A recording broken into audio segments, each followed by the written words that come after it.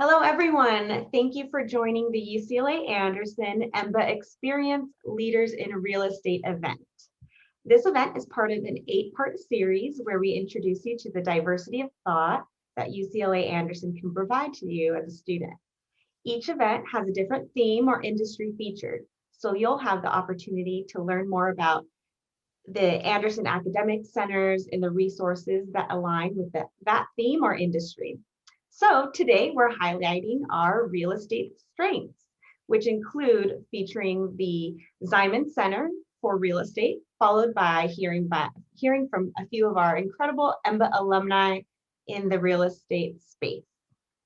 We'll add the link to the full 8-part series to the chat so you can sign up for the other upcoming events. We welcome you to attend as many of these events as you'd like, even if you're not in that industry or space.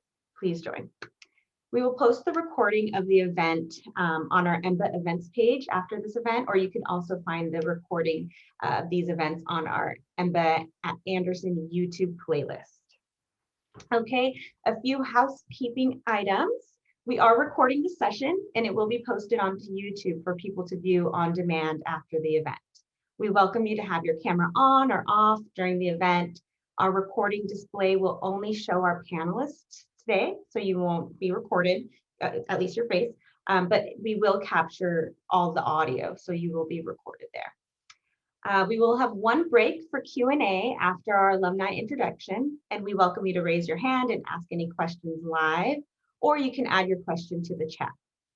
We also want to let you know that we have other events to address questions specifically about the EMBA admissions application process or your candidacy. And that link and links to those events will be sent to you as a follow-up email. All right, next, now we can get started. I would love to introduce to you Tim Kawahara, the Executive Director of the UCLA Anderson Ziman Center for Real Estate. So please, Tim, take it away. Thank you so much, Christina. Thanks for having me. As Christina mentioned, my name is Tim Kawahara. I'm the Executive Director of the UCLA Ziman Center for Real Estate. And so we sort of manage the real estate vertical here at UCLA Anderson. Some of you may or may not know that there are these, what we call centers of excellence or research centers based here out of Anderson. And it's really industry focused. So if you want to concentrate in, say, marketing or entrepreneurship, sports entertainment, economic forecasting. There are centers here that are developed to develop the verticals around those industry sectors. And the Ziman Center happens to be the real estate center focused on real estate. So we oversee the real estate activities and curriculum here at UCLA Anderson. So what is the Ziman Center?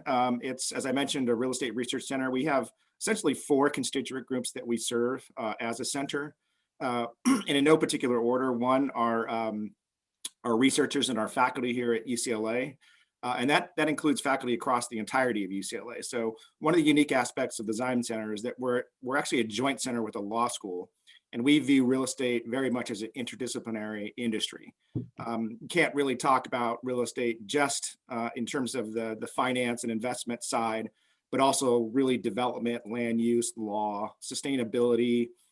We even have a joint program with the School of Public Health here, the Fielding School, on the intersection between housing and health outcomes. We know that housing and the built environment is a social determinant of health. So we take a very holistic, very interdisciplinary look at real estate. And so we provide grant funding to faculty across all of those disciplines at UCLA to do real estate related research in their own fields. And then, of course, we do the typical publications of papers, white papers, research papers, thought leadership pieces. So that's the academic kind of research faculty piece. And then our center, unlike the other centers here, is funded 100% by the industry.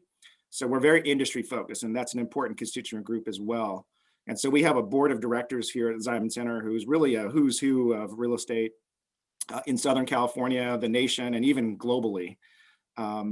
They get together frequently as a board. We're fortunate in that our board members are very engaged in the day-to-day operations of the center, so that our students have an opportunity to meet with and interface with many of our board members. They also obviously want access to human capital, hiring. We do a number of conferences and symposia that are designed for the private sector. As you might imagine, we've been doing a lot on COVID-19 and the impacts on the real estate sector recently. And so that's the private sector constituent. And then UCLA, for some of you that don't know, we're the #1 rated public university in the nation. And we take our public mandate pretty seriously and therefore do a lot of work in what we call public service or community service. So that's doing research, teaching, education, training our students in the areas of, for example, affordable housing, homelessness, smart urban design, sustainable building, et cetera. So, we work very closely with municipalities, NGOs, government agencies, et cetera, to implement some of these socially oriented programs. And then finally, our fourth constituent group, again, in no particular order, are students. And so that's why I'm here to talk to you today about the offerings that we have with respect to students. First and foremost is our curriculum, and you can move to the next slide. So we developed, you can skip that one too. Thanks. So those were the previous slide was just some of the publications we offer, and you can go to our website, zimancenter.ucla.edu, and you can find them for sure. All of the research and papers that we have available to the general public. But first and foremost, we developed a pretty extensive curriculum here at Anderson around real estate. We've done a lot of benchmarking relative to top business schools across the country, and we believe that our offering is on par and actually larger than most of the top programs in the country. We've selected courses that we feel that depending on what you want to do in real estate, you can sort of customize. You probably wouldn't be able to take all of these courses, but depending on what you want to do, whether it's development or finance, capital markets, you can customize. We do offer what's called a certificate in real estate. So if you take, it's just 4 courses, you'll be conferred a certificate on top of, in real estate, almost like a concentration in real estate, on top of your general MBA. You still reserve a general MBA. It's not a real estate degree. The idea is that you would have a general management degree that will train you to be a good manager in any industry, but through these various centers at Anderson, you can focus or concentrate, have an emphasis on a particular industry vertical. So the only one required course that's highlighted here is the first one, Urban Real Estate Finance and Investing. That's our basic introductory course. And then to be eligible for the certificate, you just have to take 3 of the others. And we can certainly help you with which courses would be appropriate, given what you want to do. We do try to offer most of our courses in at least evening times. I know you guys are EMBAs, so it's a little bit more difficult in terms of scheduling. And there's a possibility that we may move some of these to the weekend as well to make it even more friendly for EMBAs. But to the extent you have any flexibility during the week, these courses are available to you. We can probably move on to the next slide. I should mention also that our faculty in the curriculum we're very fortunate. They happen to be the top rated faculty, not just in real estate, but entirety of Anderson. Like our top 2 faculty are rock stars, and they like literally are 1 or 2 rated teaching faculty in the entire program. And I should also mention that we have 2 ladder track faculty, but the rest of our teaching faculty are all practitioners. So they bring real world experience into the classroom. As I mentioned earlier, we actually do oversee real estate across UCLA, not just at Anderson. So these are some of the student groups that are attached to us. Brea is our undergraduate real estate group. We actually oversee undergraduate real estate curriculum and training at UCLA. RELA is our law school association in real estate. The one that you would want to be very focused in on is this group called AREA. If you matriculate to the EMBA program, I would encourage all of you to join AREA. It's where we notify all of the students regarding all of the various student programming that's available.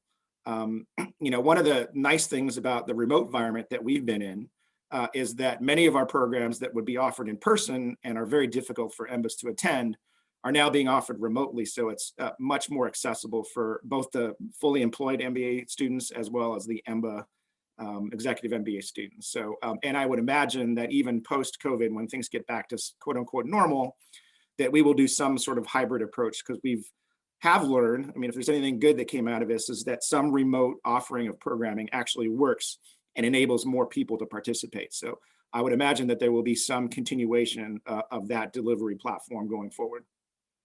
And then lastly, there's this group called the UCLA Alumni Group. So we have a very active alumni group attached to the center.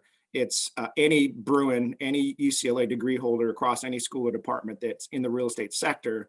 It's a very large group. They're very active. They probably put on 4 or 5 programs every single month. It's a great networking organization. And part of what we try to do when you're a student here at UCLA in an MBA program is to help you build your network. As many of you know that are already in the real estate industry, it's a very people-driven, very relationship-driven business. And so the ability to develop your network within the sector is critically important. And we have multiple platforms and programs, including our real estate alumni group, to help you achieve that. That frequently leads to next jobs or promotions, or even the ability to do deals with a greater degree of people and companies. So those are some important constituent groups. Maybe we can move to the next slide. Okay, so we also offer a number of extracurricular programs. And again, some of these have been difficult for EMBAs just because of the scheduling of the program, but certainly every single one of them is available to EMBA students to the extent they are able to participate. One are these trainings that we've listed first. So there are some industry-specific software programs and financial modeling that's really critical to real estate finance and investments. One of the primary reasons why folks come to get their MBA, many have been in the real estate sector for years already, because they really want to be more on, say, they are brokers or architects or general contractors, and really want to be more on the principal investment side of the business, owner operator side of the business. And that requires a background in finance. That's usually what separates those levels. And so in addition to the training you get in the classroom, there are certain industry-specific software programs and models, as I mentioned, that would be helpful to you. RefM is a financial modeling training that we offer external to the classroom. Argus is another. Many of you have heard Argus. It's probably, again, as I mentioned, the industry standard for modeling real estate deals, and critically important when you're looking for jobs, but certainly definitely a skill set that we believe you should know. We do some of the training in the classroom, particularly our finance and investment course, but we want to give you a deeper dive. And so we actually hire trainers to come in and do that. Another is LEED GA. Many of you have heard of this sort of U.S. Green Building Council sustainability movement, and buildings are now being designated green at different levels. That's also something that's been of great interest to our students recently. And so we offer a separate training in that. That's a professional designation. We offer the training. Then you would just have to take the exam through that's offered through USGBC, again, U.S. Green Buildings Council, to get certified. Another are these case competitions. And so if you haven't heard of them, these are typically competitions between different universities where 5 or 6 students prepare a hypothetical case, would fly out to the university that's hosting, present, be judged, and get placed. And these are great ways to supplement what you learn in the classroom to do a hypothetical case. Again, these definitely can be open to EMBAs. The preparation typically takes place during the day. You can do some of it remotely, and then you fly out during the weekend. So it would depend on when exactly each case competition is and whether it conflicts with any of your curriculum scheduling, but definitely can make those available to you to look at and see if they would fit into your schedule, and you're able to participate. And we do about 5 of those a year. And we definitely have had EMBAs participate in the past. So again, it's just a matter of how much flexibility you have with regard to your work week. As you might imagine, we also do a lot in the area of career management and recruiting. Many of the EMBAs are career switchers, and I have personally set appointments with individual students to help sort of guide create a strategy for them while they're here at Anderson based on what they ultimately want to do when they get out. Again, make introductions to alumni and other folks in the industry that might be helpful for you in terms of resources. We do put together a resume book every year with all of the MBA programs. So if you're interested in real estate, we push that out to all of our corporate contacts. And invariably, when that book goes out, typically in February, I'll receive like literally dozens of phone calls from companies saying, hey, this student looks interesting. Can you give me some feedback? And that is, in many ways, the way jobs are consummated with employers. We also do something called DOJs. This is where companies actually host students in their offices to hear from their C-suite and understand a little bit about the company and their business platform. Those are also open to EMBAs to the extent you could do it. So a lot of them are located maybe even close to where you're working. So you might be able to get over for lunchtime or something like that to hear some of the presentations. And of course, we are located here in Los Angeles, and we like to say that Los Angeles is our living laboratory. So we encourage folks to go out and look at some of the deals around LA. You'll see almost any type of real estate deal you'll see somewhere in Los Angeles. So we create bus tours and things where students can go kick the tires. And those are usually after hours as well. A couple of our more well-known faculty, as I mentioned, like Eric Sussman, and there's a Professor Paul Habibi, who do bus tours, 1 or 2 a year. They're usually in the evenings, and they drive around and look at some, signature real estate projects in town. I think there's also probably a little bit of a beer involved with that bus trip as well, but those are always fun. We do offer some financial aid, again, open to FEMBAs, EMBAs, and the full-time students that you can look through through the financial aid office. We have a couple of honorary programs as well. One is called the Bren Fellowship Program. And those for any students, and they've again included EMBAs who are interested in real estate entrepreneurship. So these are kind of the real Shark Tank folks that want to start their own companies, that kind of thing. It comes with a $5,000 cash award, has some priority enrollment in courses, and then early access to enrollment in courses. Similarly, we have a honorary fellowship program called Howard and Irene Levine Fellowship. And those for the students that we sort of call the do-good students, interested in things like affordable housing, homelessness, and solving some of the social ills through real estate. And again, comes with the same set of cash awards, programming, and final project. One of our programs that's been incredibly popular has been this Dinners for 8 program. That's where typically one of our board members would host 8 students informally over a dinner. And of course, we've moved to a remote format for the last 9 months, but hopefully things will get back to normal. The vaccine seems to be rolling out slowly, but nonetheless rolling out. And so that hopefully by the fall, we'll be back to having in-person dinners. And these are extremely popular. As I mentioned, they're usually board members who are CEO levels at companies, just having informal dinners with 8 students. The Ziman Center actually hosts those. We pay for them. They're usually at either here on campus at one of the local restaurants on campus, or a local restaurant here on the west side somewhere. We also do something called an annual mentor program. So we have a one-on-one mentor program where students get paired one-on-one with a professional. We try to do our matching incredibly carefully on this, so that we interview every single mentee and mentor to try to make sure that there's a good fit. So if a student is really interested in, say, development, we try to make sure that the one-on-one mentor is in the development sector and can be helpful.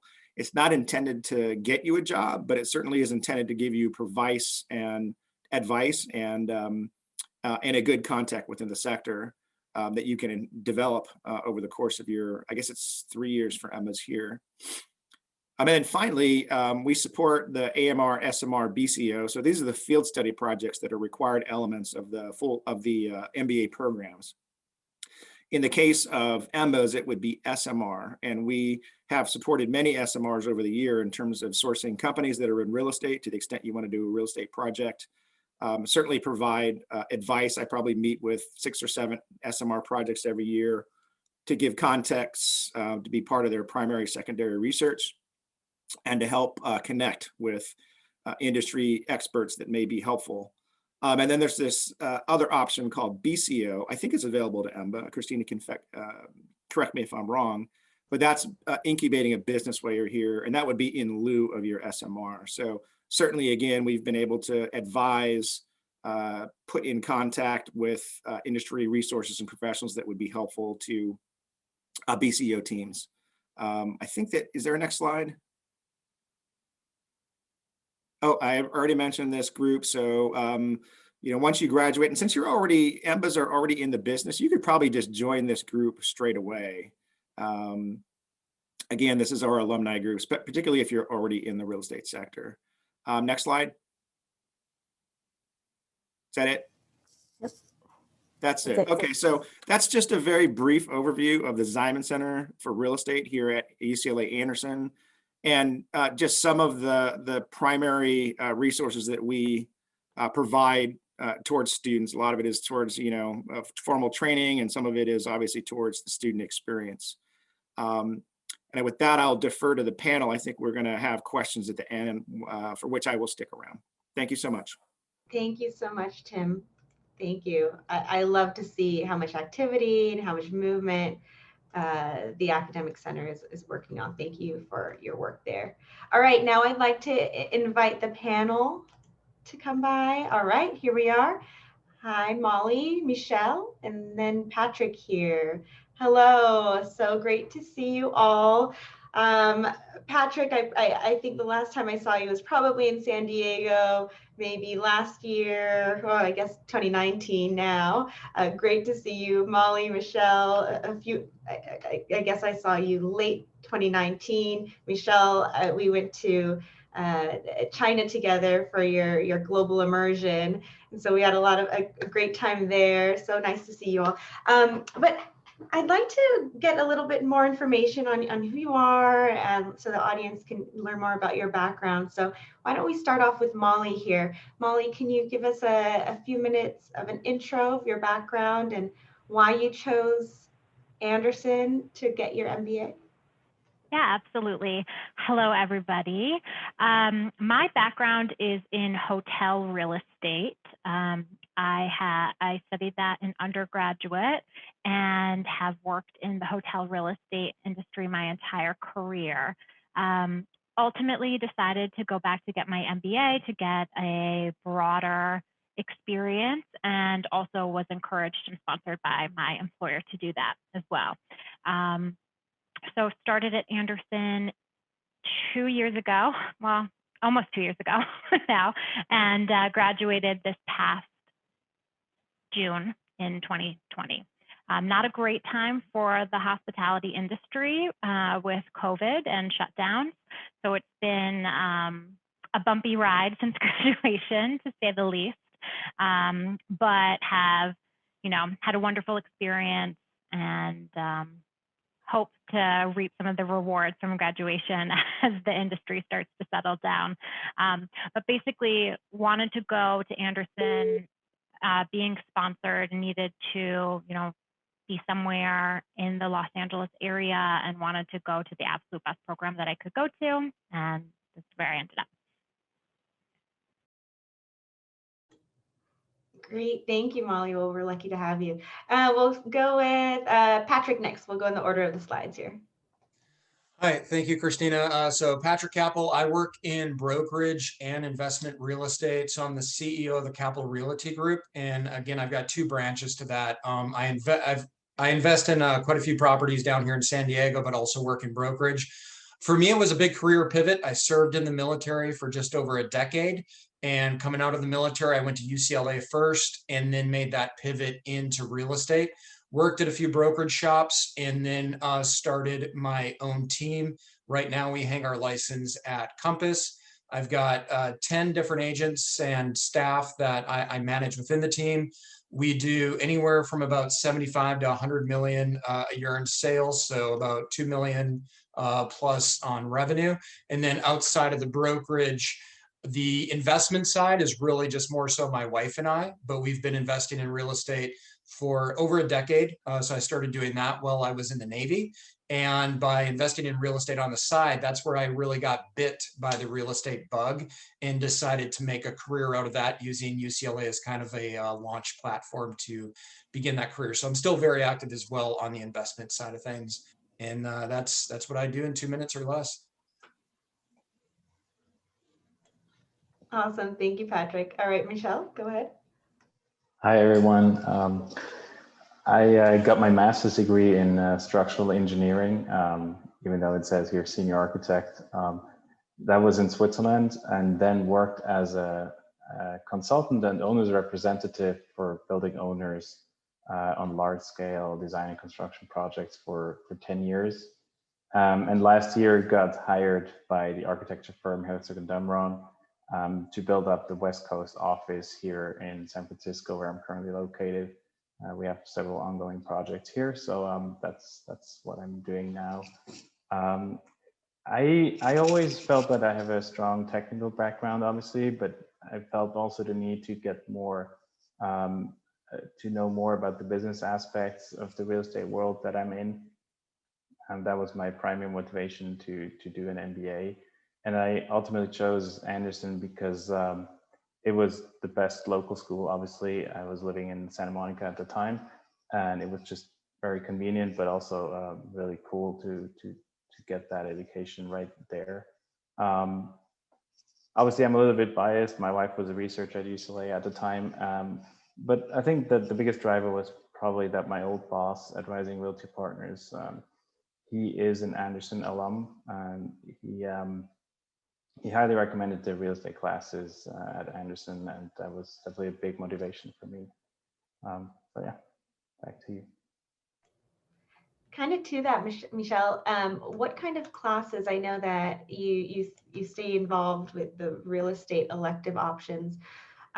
What are the elective options that you've participated in? And if I understand correctly, I think you're auditing a class as an alum. So can you tell us a little bit about that? Yeah. So there was a prerequisite, because I don't have a finance background, there's a prerequisite to first do the finance-based course, which was during the first year of the EMBA program. So in the second year, I basically took a real estate elective every quarter, starting with the basic Habibi course, which is really, really highly recommended. That's the real estate finance and investing, I think. That was great, a great starting point from the very basics all the way to some real modeling. Second quarter, I took the real estate law course.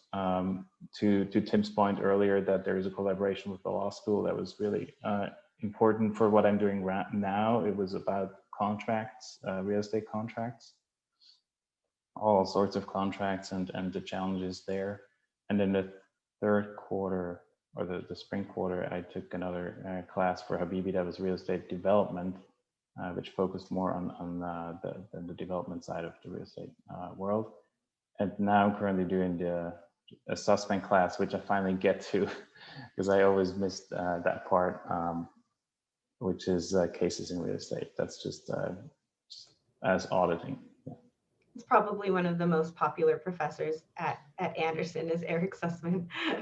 So awesome. Thank you, Michelle. My next question here, I'm going to start with asking Patrick this question, because you've been out of the program for about 4 or 5 years now. You graduated in 2016. After having some time to reflect on your time as an Anderson student, looking back on it now, what are the key learnings and benefits from the program? I was taking some notes to answer this question, and I could sum it up in one word. There's tons of things you could say, but the biggest is confidence. The most powerful thing you can have in life is confidence. And you know that in your career as well. If anything, at the summation of everything you're going to learn at UCLA, the connections you're going to make, the leadership skills, the finance skills, the marketing skills, all the classes, they're all in accumulation going to give you confidence unlike you've ever had before. And you'll take that confidence into the business world, and you will succeed beyond what you ever thought you could, simply because of that confidence. But if you break it down, of course, it's the finance classes. You mentioned the tax courses, the marketing courses, the certificates, the network. I took advantage of as many of those opportunities as possible. I did the BCO as an EMBA. I think we were the first team to do a BCO. And I learned how to start a business, how to run a business, how to raise money. And all of these tools that you'll pick up over 2 years are going to stay with you forever. And I can honestly say I graduated 48 months ago, just about 48 months. I had never sold a property in my life. I worked in the Navy. I had never worked in real estate in my life. And within 48 months of graduating Anderson, I'm now running as the CEO of a multi-million-dollar real estate firm with a team of 10. There is no way I could have done that without the tools and the confidence that UCLA Anderson gave me. Incredible. Thank you, Patrick. Molly, do you have any benefits, key benefits or learnings or takeaways that you'd like to say or reinforce? Sure, although that's a hard act to follow. But I think the network is really something that's an impressive asset to Anderson, both your classmates, but also alumni, people in the full-time program, in the fully employed program, the access to all of these people, many of whom are focused or focusing in real estate is a really incredible asset to Anderson.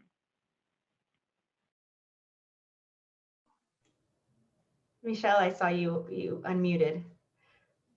Yeah, there's actually these two aspects that I wrote down myself. It's the confidence that I feel to be able to and ready to do more things and bigger things, leading people, signing office leases, negotiating and budgeting, and all these things that I previously just looked at from the outside. I now feel confident that I can do that myself, and feeling ready for more responsibility.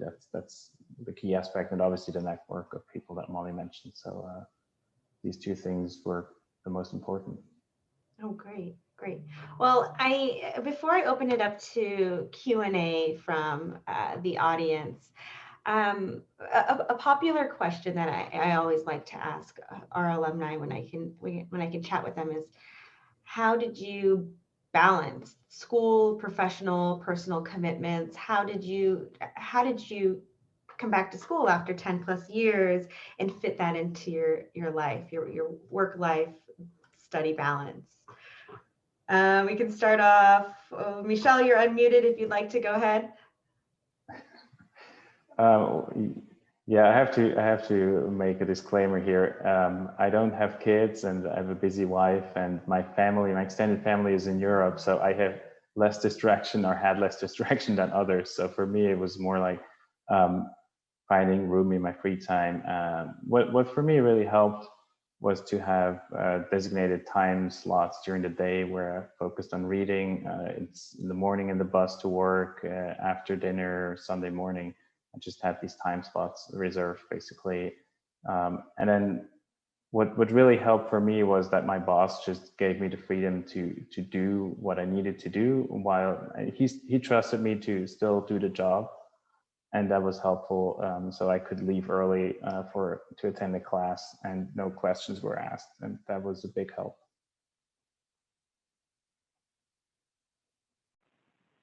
Yeah, I'd say getting sign-in and sort of buy-in from senior leadership is going to be really important to be able to balance that working full-time and going to school full-time sort of schedule. I similarly don't have children, didn't have that piece to juggle like many of our classmates did. But basically just, setting down times during the day and evening that were dedicated to school versus work, and then just trying to be really efficient during that time, focusing exclusively on whatever bucket it fell into. It certainly was an adjustment to be back into the classroom after a decade, and so there is a little bit of that adjustment period where you're sort of like getting into the swing of things again. But I actually found it really wonderful to be in a learning environment, challenging and growing, and reading a bunch of interesting material. So overall, you get into it again and you make it work, and you just sort of figure out how to work your buckets. Yeah, and there's one thing that UCLA Anderson does to really help you get through the program, and that's they create teams. And for those of you that applied, you probably already know about this, but your team is going to be a small group of students, 4 or 5 of you. You're going to have someone probably with a finance background, someone with a marketing background, someone with a leadership background, and then some other type of professional, maybe a doctor, an attorney. And I and many of you go into the program maybe without a finance background. Maybe you go in without a marketing background. So you're concerned, how am I going to understand these 400 level financial courses? And I would say, don't worry, because you have this little team that you're working with each semester, and you teach each other. Almost every single homework assignment you do within that team. And you might have a strength in marketing, but not finance. So when you have a finance project, the finance person is helping you guys carry that weight and teaching you throughout the process. And when there's a marketing project, you get to insert your skill levels. So having that team, it's kind of like, you know, if you did that in elementary, you're cheating, but in grad school, you're growing and you're assisting each other. So that team's going to help you quite a bit. And then the second thing I'll give you is just like a little pro tip is grad school isn't about learning just the subject. It's also about learning time management and prioritization skills. And you are going to, if you're not good now, you better get good at time management, prioritization. And I remember you're going to get more reading assignments than you can handle. Okay. And I'm not telling you don't do your homework, and I'm not telling you don't do your reading, but I am telling you, honestly, there's going to be days where you don't get it all done, all the reading assignments. And you need to learn to prioritize which assignments are the high priority items. Which ones does a professor want you to absolutely know and they're testing you on it? And which ones are just kind of nice to know type of items that you can study after graduation? So you got to learn those prioritization skills throughout the program, along with time blocking and time management. Awesome. Thank you. Thank you all. So I was looking at the registration list of everyone that registered to watch the event today, and I saw a lot of really amazing individuals. All of you all the registrants were incredible. I looked at your titles and your companies.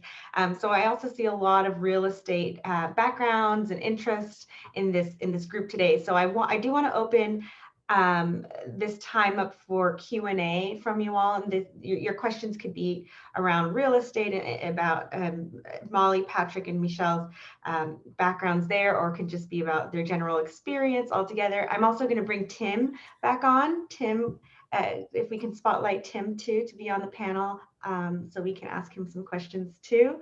So go ahead and open it up to you all. We don't have too many people on, so you can go ahead and ask live or via chat if you want us to call on you, however you would like to go about it.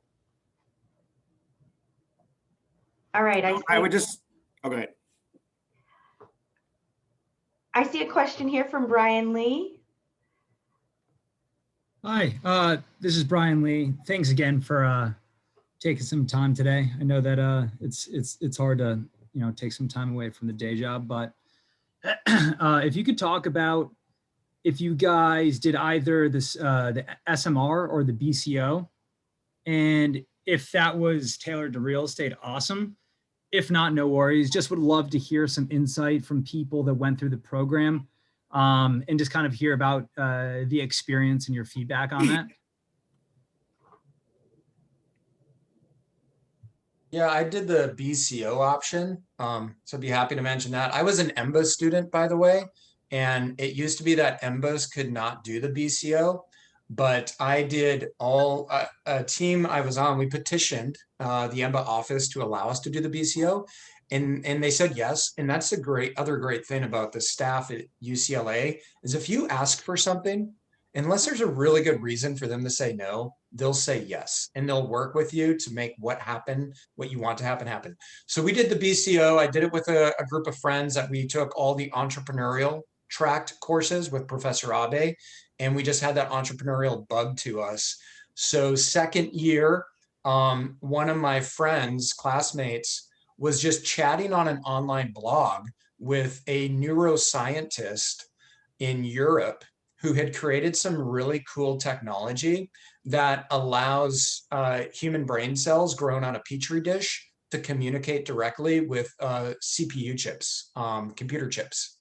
And we were creating read-write between biological organic brain cells and silicon chips, which was breakthrough technology.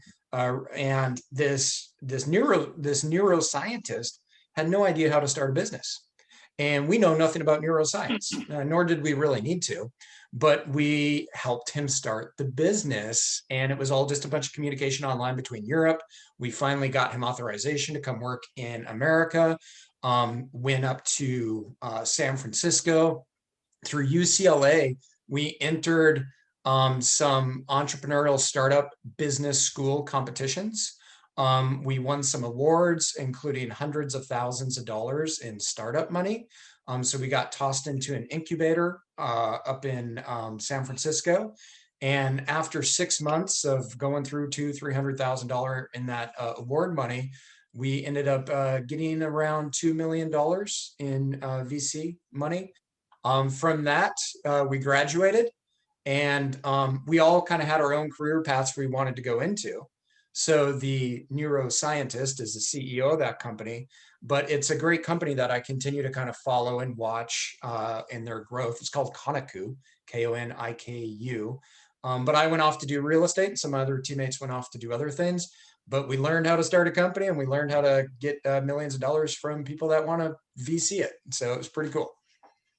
Yeah, I would add that some of the SMRs and BCOs are very specific to real estate. I've advised many of them over the years, and they can range from anything from market analysis for penetrating new markets for, say, affordable housing. The Ziman Center actually provides funding for an SMR team every year to do a project in affordable housing. Again, part of our social responsibility platform.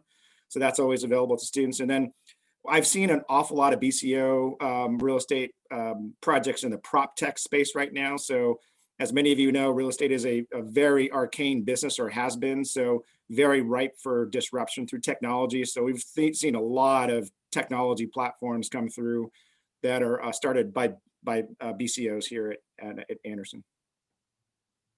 Yeah, makes sense. Great feedback. And Patrick, that's also just an amazing anecdote. Congrats on that project.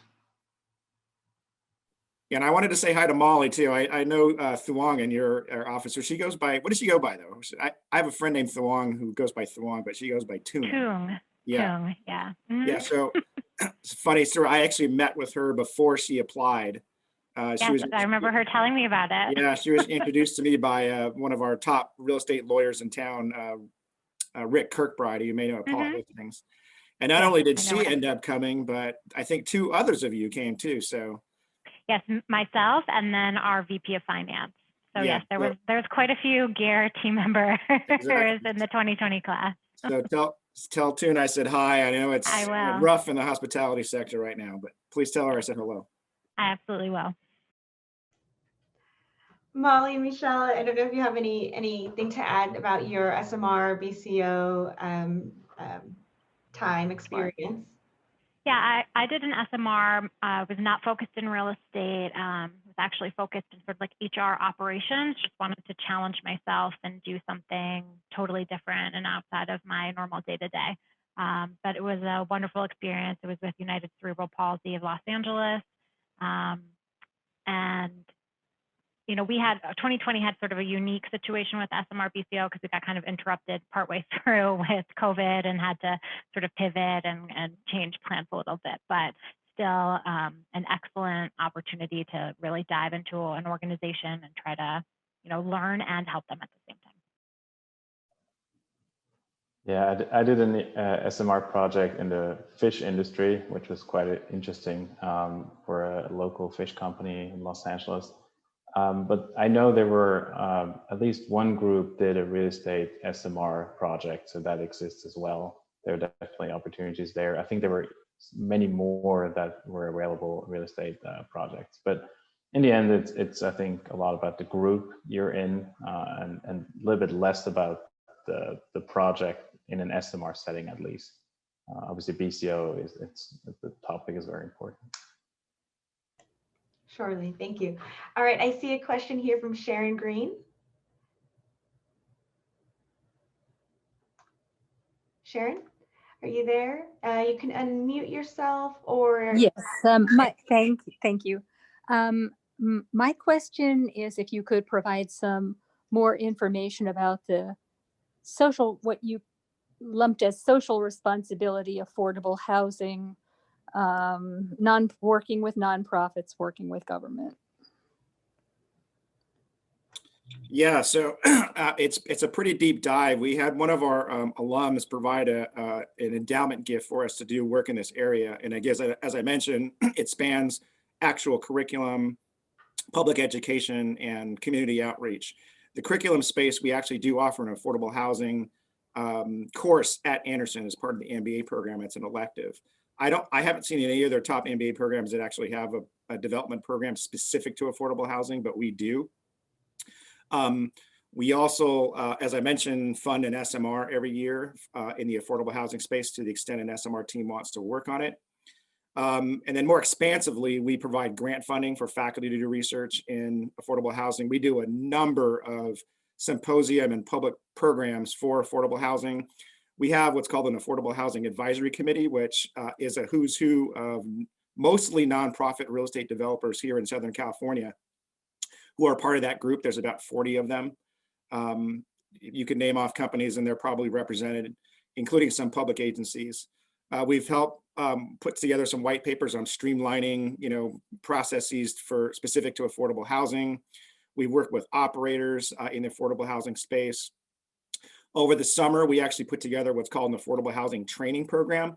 It's not for MBA students, it's for early entry professionals in the nonprofit housing space. It's the only kind in its country that's university-based, and it's an extensive MBA-like 2-week program.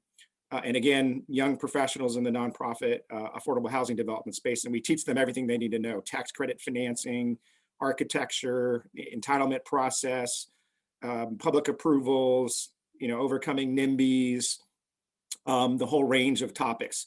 It's really been a award-winning program.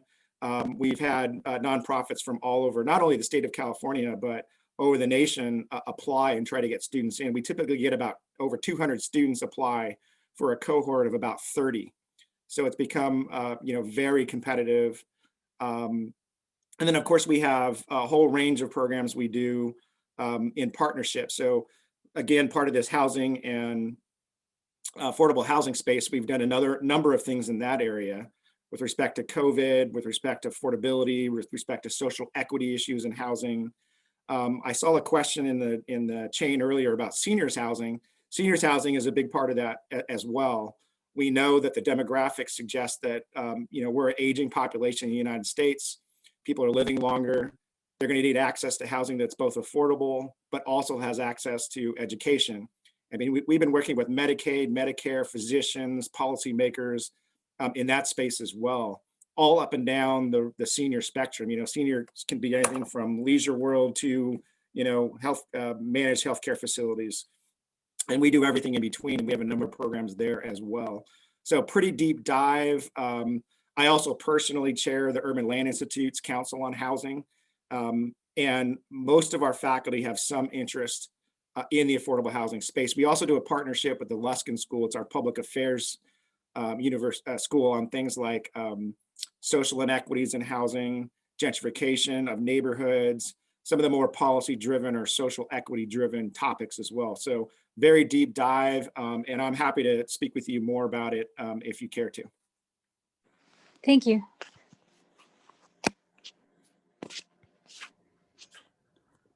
Very impressive. Thank you, Tim. Do we have any other questions from the audience here? Again, don't hesitate. It can be real estate related, background related, or just their experience in the program in general, or their takeaways in general.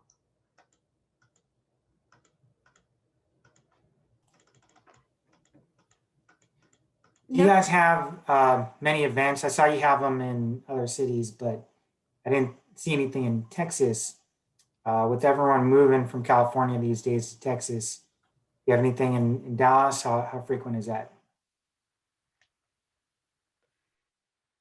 I mean, we do have an a growing alumni chapter in the Texas area. As you said, there's been tremendous movement, migration from California to Texas, particularly in real estate. As you probably know, real estate's a very hot sector in Texas right now. It's much easier to do business. The regulatory environment is much friendlier. The barrier to enter in terms of capital requirements are a lot less. And of course, there's been a great movement of the workforce from California to Texas, particularly Austin, the Metroplex area. We've seen the loss of many California-based companies like Occidental Petroleum, Toyota, Lexus North America,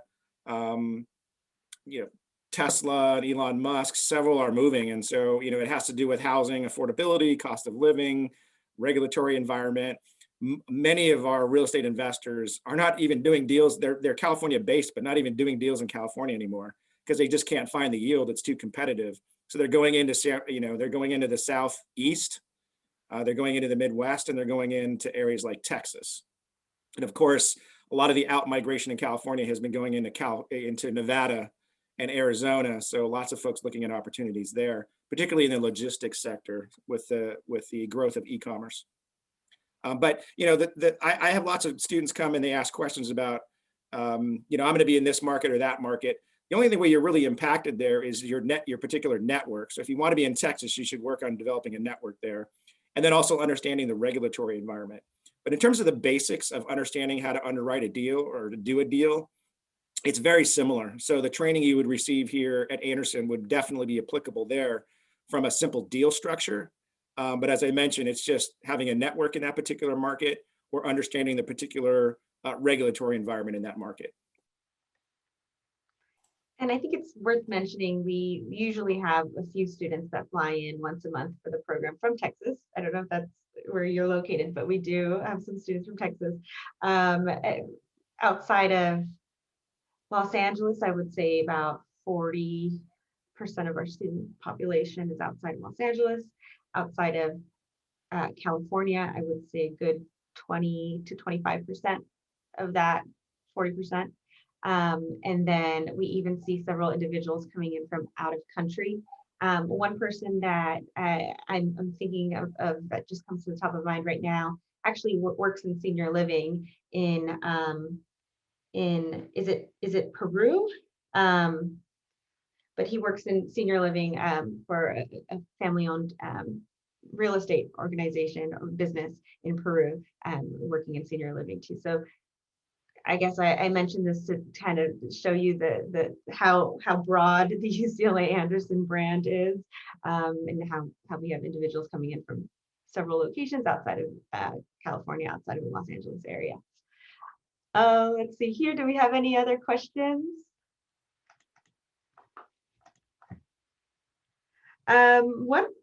Sorry, it wasn't Peru, it was from Brazil. One question I have for you here is there a challenge that you faced at work where you've applied knowledge or your experience from the UCLA Anderson program? So immediately applying something that you've learned to work. One is presenting. One of the best professors, in my opinion, there's many, but is Sasha Strauss. And if you have a choice of classes to take, write his name down, Sasha Strauss. I think he gets paid like $10,000 an hour sometimes for speaking engagements. He's the best presenter I have seen in my life. And I would sign up for his courses, even if I didn't care about the topic. I would sign up for his courses just to watch the guy, the way he presents, and I would learn from his presentation styles how to present. And I work in sales, but at the end of the day, we all work in sales. It doesn't matter who you're selling, your friend, whatever. In life, we work in sales. And Sasha's presentation styles are going to make you a better speaker. And it made me a better speaker. When I was born, I had a bad speech impediment, and I was in speech therapy until like 5th grade. And I was so shy to get up and talk in front of people. But after watching him, and we also had, I believe in the EMBA program, it was a mandatory presentation course that we all took. And I don't know if that's still a mandatory course, but they'll teach you how to be confident with getting in front of one person or 100 people to present on something. And that helped me going into my career after UCLA. Awesome. Yes, he still teaches with EMBA as an elective.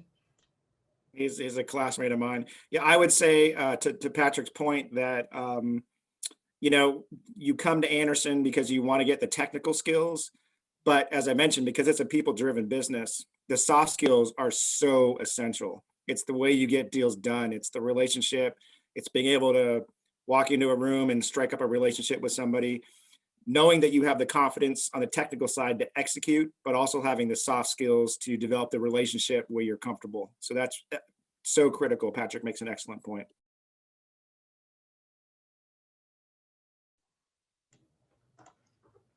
Yeah, I definitely agree with that point. I think coming from a technical background, that definitely was a big takeaway from the 2 years at Anderson.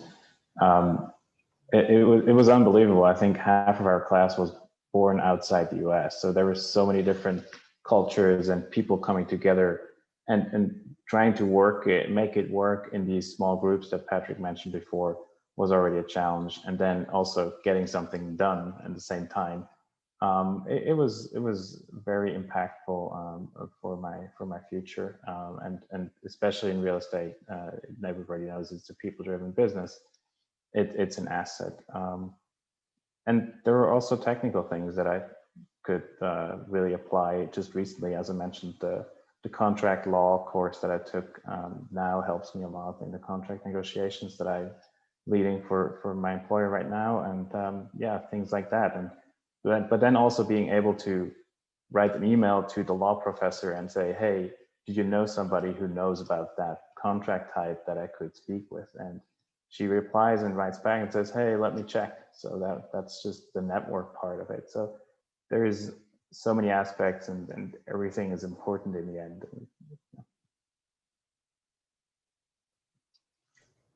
I see one more question here from George Lang, and then actually it's already almost 1, so that'll be the last question for today. Okay, thanks. Thank you all for your time. I'll try to squeeze this one in. I'm just wondering if this program in the specialty track is geared more towards real estate professionals, or does it also attract people that either invest personally or they're interested in a potential pivot into commercial real estate or other? Good question. I mean, I could take a crack at that. We've actually seen both through all the MBA programs, whether it's full-time, FEMBA, or EMBA. We certainly have seen people that were already in the industry.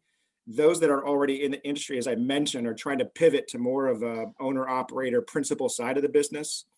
And so they need the finance business skills to be able to do that. But then we also see some complete career switchers, people coming from tech or entertainment or other areas. And the good news is you have, sort of 3 years to develop a skill set where you become marketable for the real estate market. So for those folks, there's a little bit more of an onus on you to focus on developing your resume over the 3-year period so that you are very marketable and viable within the industry. But certainly we have seen both. And there's a slightly different strategy for each one. But we've seen tons of career switchers and tons of folks that have already been in the real estate business. And in some instances, even ways to combine. So if you were a tech person, maybe you combine the two and you go into some like prop tech platform, as I mentioned earlier. So yeah, we've seen it all. I think Patrick is also a perfect example of someone who switched into the industry too. So you switched out of military, transitioned out of the military and into a sole real estate function. Yeah, as Patrick mentioned earlier too, like, listen, you don't necessarily have to go into real estate as your singular profession. Lots of people invest in real estate passively for income properties. And it doesn't even need to be directly into a property. It might be, just buying your own home or buying REITs, securities in open public markets. So, real estate is something that I think that it touches everybody's life. And so to know something about it is really critical. And I would suggest too that, to an earlier question, even though you may want to go in a particular sector of real estate, whether it be hospitality or multifamily or whatever, it's actually important to know the whole supply chain within real estate. You should still know something about underwriting and debt financing. You should still know something about finding equity. In the development side, you should definitely know how difficult it is to build and all the processes and periods of time that it takes to do that. You still need to know the legal aspects of contracting and doing deals and deal structures, financing structures. So that even though you're in one vertical within the industry, it really behooves you to know something about everything.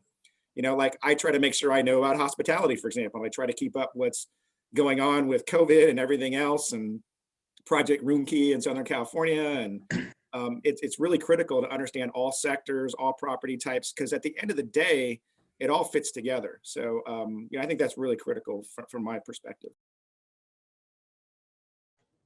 Absolutely. I don't know if you wanted to mention anything, Patrick. I saw you unmuted.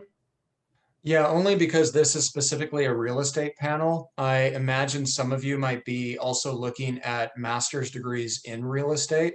After my MBA, I did go on to get a master's in real estate, and I tell everyone the same thing. You should get your MBA first. So if you're choosing between an MSRE and an MBA, get the MBA first because it's a broader education that's going to give you numerous skill sets that a master's in real estate will not. A real estate master's degree is just very specific and very technical, whereas a MBA is going to be more broad, more general, making you more valuable. And you can take all the technical courses that Tim and Christina showed you. Plus, you can take all these other very important skill sets, such as finance beyond real estate, marketing, leadership, etc. So if you're on the fence between MSRE and MBA, do the MBA first. And then after that, get the MSRE if you still want it. Great, thank you. Good advice. I couldn't agree more. I've seen many people do the same path, and yeah, the broader understanding of markets, interest rate environments, global capital flows, capital market, that's all so important. And you're not going to necessarily get that in the Masters of Real Estate programs. And then, the other thing about real estate, it's, as many of you know, it's incredibly cyclical. So to have a degree that's more versatile in down markets is really important. So I would add that. Good point. Okay, well, we're over time. I want to thank you all so much for being here, to the panel, to everyone that registered and logged on today. Thank you so much. We will be recording, this session will be recorded and added onto our YouTube playlist. So if you missed anything or want to send it to anyone, please feel free to do so. It'll be added on the YouTube in probably 2 days or so. But thank you all so much for your time. Have a wonderful rest of your day and stay safe and healthy. See you all. Thank you. Bye. Nice Bye. Thank you. Molly, Michelle, Tim, Patrick.